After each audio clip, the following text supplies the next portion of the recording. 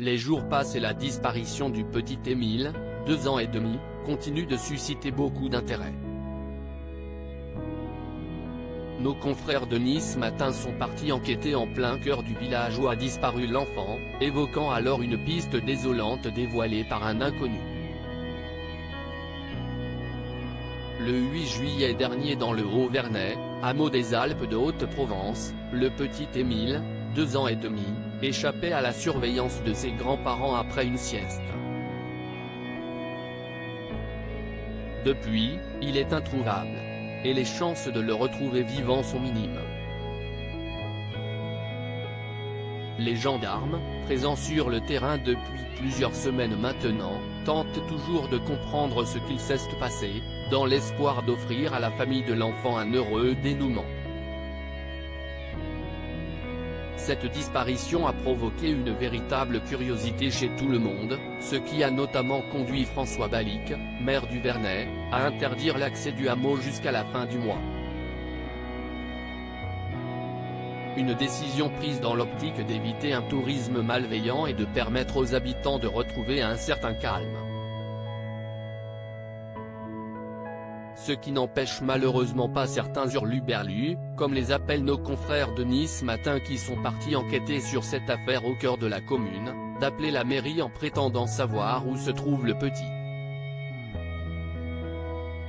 Des individus plus ou moins bien intentionnés, précise le quotidien, avant de laisser le maire révéler cette piste absolument désolante évoquée par l'un d'entre eux. L'un d'eux nous a parlé de la Dame Blanche et nous a dit qu'Émile était à Grenoble.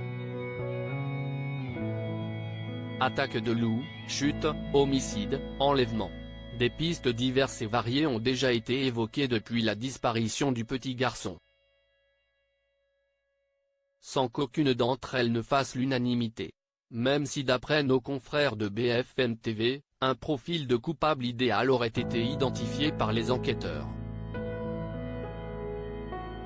Il s'agit du fils d'une agricultrice de la région, adepte de la vitesse, entendu à plusieurs reprises par les forces de l'ordre. Il a l'habitude de rouler à vive allure avec un tracteur dans les rues du village. Mais il ne s'agit que de rumeurs, la police ayant pu prouver que ce jeune n'était pas sur place au moment de la disparition d'Émile. Le mystère reste donc entier concernant cette affaire.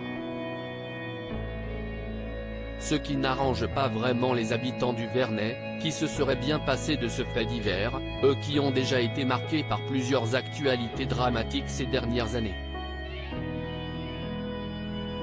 En effet, avant la disparition d'Émile, la commune avait déjà été marquée par le meurtre de la tenancière d'un café en 2008, puis par le crash volontaire d'un avion de ligne de la German 20 en 2015.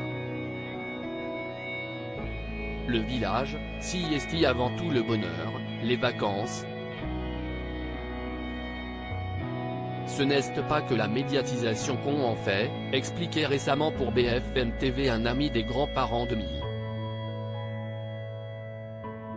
Un village traumatisé.